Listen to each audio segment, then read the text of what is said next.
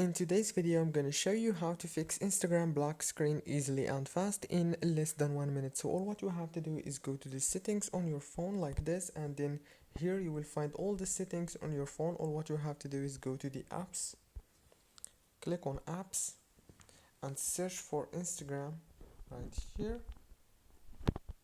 Click on Instagram, go to data usage and make sure to enable only the mobile data and Wi-Fi. Turn off those options of the background data and the roaming data. Go back, click on storage and then click on clear data and clear cache. Go back, click on force stop, and then all what you have to do is restart your phone and reopen Instagram, and the problem is gonna be fixed 100%. If it's not, then all what you have to do is go to Play Store and check if there is a new update.